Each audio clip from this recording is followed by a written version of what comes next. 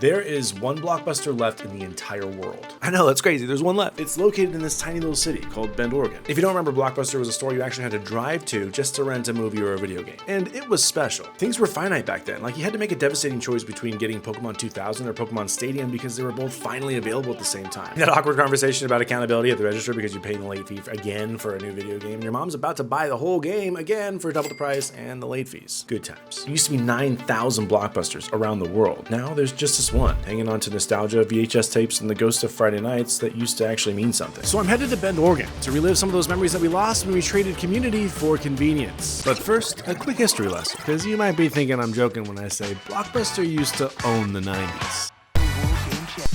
You can't beat this. This is a perfect rental. Free Blockbuster video rental. Right after this movie.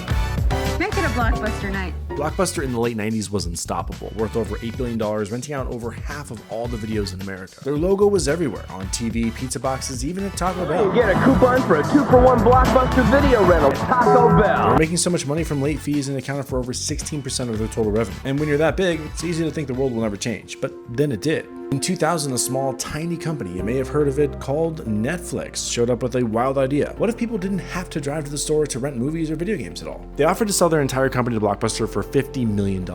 That's right, $50 million. That's roughly half of what Blockbuster spends on carpet every quarter. The CEO laughed him out of the room and said Netflix was a niche business. The belief was that people would always want to come to stores, and for a while, he wasn't wrong. Blockbuster doubled down on what worked. They built more stores, they added candy aisles, they even tried their own DVD by mail service, a full 5 years too late. Meanwhile, Netflix figured out streaming, and once people realized they could watch anything from their couch, Blockbuster's fate was sealed. By 2010, the company filed for bankruptcy. By 2014, almost every store was gone and the blue signs came down. The smell of popcorn faded, and Friday night got more isolated, but it was sold as convenience. But through the ashes, something strange happened. One store remained. People missed it, and in this small town, they still found a need for it. I wanted to see the place that refused to give up for myself with my own eyes. Every company today talks about innovation, but survival is its own kind of art. And maybe Bend, Oregon is proof that some things don't need to evolve to stay alive. There's something special about Bend that feels untouched. 3 hours outside of Portland, surrounded by pine trees that smell like freedom, not screens, it's easy to see why a video rental store might still work in a community like this. I'm a city guy, so I got lost in the views. Between the mountains, the strip malls, and the occasional deer crossing the road. Literally, look at that, boom, look at it. I mean, come on, it's a deer, guys. And eventually, I find what I came here for.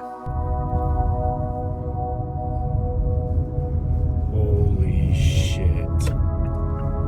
Holy shit. It hits me like a ton of bricks as soon as I step out of the car. The last Blockbuster. I'm still having a hard time wrapping my head around exactly what I'm seeing here. I mean, it's the last one in the world. How is this real? It was time to go inside and relive a childhood memory that I haven't experienced in almost 20 years. And I swear I could almost hear the hum of the lights before I even opened the door. And finally, when I walked in, it was like my childhood hit me all at once. This is crazy. It feels and smells the exact same way I remember it. And I wasn't the only one. You notice the smell too?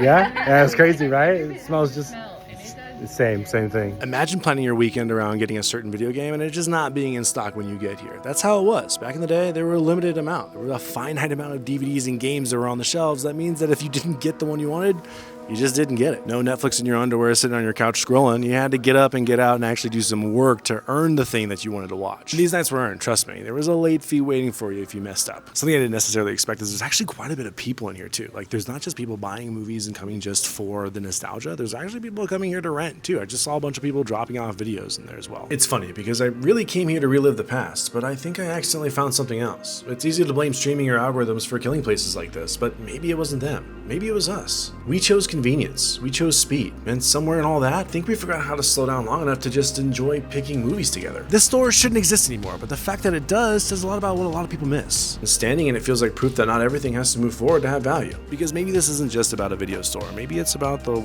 last corner of the world where discovery still feels human. Standing here, surrounded by cases and stories and flickering lights, I realized something. The world moved on from Blockbuster, but Blockbuster never really moved on from us. It's still here, quietly reminding anyone who walks through those doors what connection felt like before everything went digital. And maybe that's the lesson here. Convenience will always win until you remember how good it feels to rewind.